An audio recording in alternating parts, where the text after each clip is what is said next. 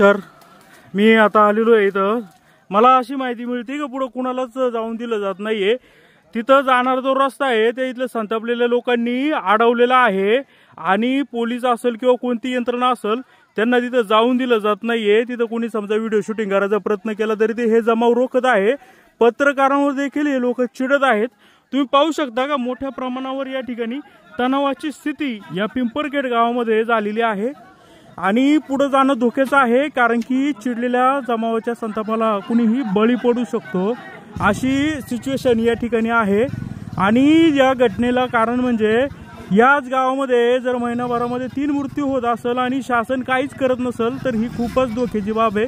आता पुढं काय होतंय तर मी तिथं जर गेलो तर तिथं समाजाचे हे जे ही चिडलेली जनता आहे ही आम्हाला सुद्धा हे करणार नाही, पत्रकाराला सुद्धा जमणार नाही अशी परिस्थिती या ठिकाणी आहे. तुम्ही जाऊन आले का आता निघाले तिकडं भाऊ? काय परिस्थिती आहे पुढं? जाऊन आलोय.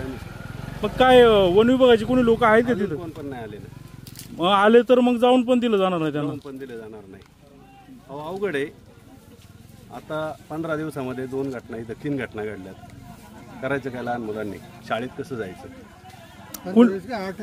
आता पाठीमागच आपण मोर्चा केला होता कितीतरी. आता पण खूप वातावरण तापलेलं आहे.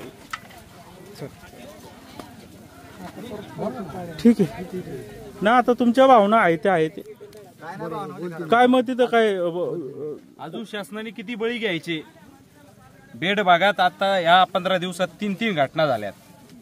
अजून किती बळी हवे? मग त्यावेळेस शासनाला जाग येईल. आजपर्यंत मंत्री आला नाही. 15 दिवस झाले. वन मंत्री सुद्धा या ठिकाणी आलेला नाही. आता ही 3री घटना आहे. किती दिवस? अहो निवडणुकी बहिष्कारच घातला पाहिजे. आज लोकांनी जगायचं का ना अशी परिस्थिती झालेली. आता कुणी पुढारी आलं होतं की आज जाण्यासाठी? काय पुढारी इकडे आलं नाही पाहिजे. आतापर्यंत मेले होते काय पुढारी? आतापर्यंत दर दिवस पेपरला बातमी असताना वन मंत्री, पालकमंत्री, मुख्यमंत्री काय झोपले काय? इथं दिवसा पालकमंत्री या ठिकाणी पालकमंत्री येत नाही, वन मंत्री येत नाही तोपर्यंत बॉडीला हात लावून नाही देणार. इकडे एकाही पुढाऱ्याने येऊन यायचं नाही, नाहीतर बरं वाईट झाले या ठिकाणी येऊन देणार नाही. चला चला चला चला.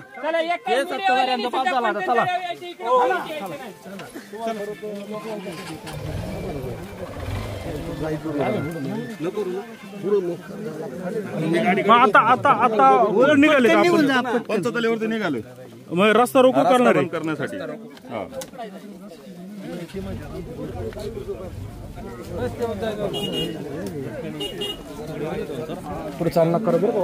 नाही नाही तापलेलं नाही नाही नाही आम्ही बघतो इथून. आता मग आता रस्ता रोको करायचा.